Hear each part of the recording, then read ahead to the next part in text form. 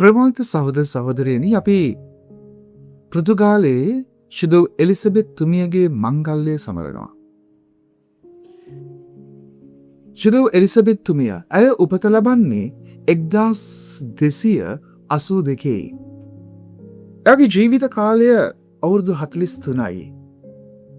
එයා ප්‍රමාණිත සහෝදර සහෝදරියනි විවාහ වෙනවා ඩෙනිස් කියන රාජකුමාරයෙක් එක්ක. එයා විවාහ වෙද්දී යාගේ වයස අවුරුදු 12යි. එතකොට එයාගේ විවාහය සාර්ථක විවාහයක් වුණේ නෑ.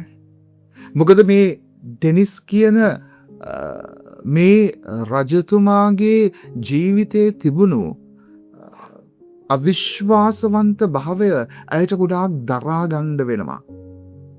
එයාගේ ජීවිතේ එයා ඒක ගොඩක් විඳින්න වෙනවා.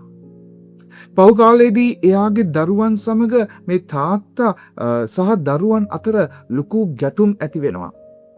එයා මැදිහත් වෙනවා ප්‍රබල විදිහට තාත්තයි දරුවෝයි අතර ලොකු සාමයක් ඇති කරන්නට.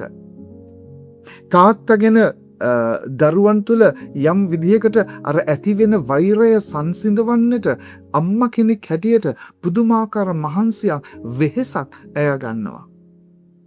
එවැගේම ප්‍රේමවන්තනි, එයා පුංචි කාලේ ඉඳලා එයාට තියෙනවා ලොකු ජුවලිත බවක්, ලොකු ආදරයක් දුප්පතුන්ට, දිලිඳුන්ට, දුර්වලයින්ට, නොහැකියාවෙන් පිරුණු අයට. ඇය රෝහලක් පවා ඉදි කරනවා. ඇයට පටබැඳුණු ලස්සන ප්‍රාතිහාර්යයක් තියෙනවා. දවසක් එයා පාන් අරගෙන එයාගේ ලෝගුවේ රෙද්දේ එයාගේ ලෝගුවේ ඔතාගෙන එයාගේ ඇඳුමේ මෙම සලුවේ ඔතාගෙන යනකොට එයාගේ සැමියා එයාව නවත්තලා එයාගේ ප්‍රශ්න කරනකොට එයාගේ මොකද එයාගේ සැමියා පොඩ්ඩක්වත් කැමති වෙලා නෑ වලට. එයාට ඒ වෙනුවෙන් ගොඩාක් ප්‍රශ්න වලට මුහුණ දෙන්න වෙනවා.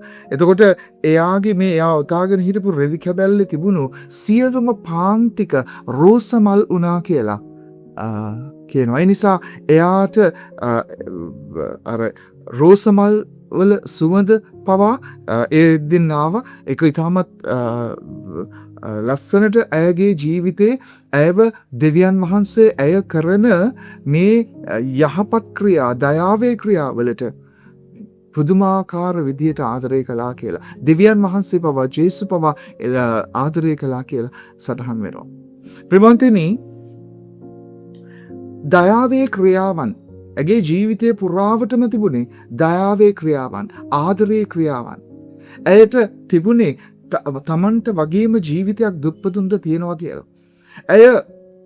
ඇය සාමේ දූතිකාවක් හැටියට, දුප්පතුන්ගේ ආදරවන්තිය හැටියට ඇයව සඳහන් කරනවා.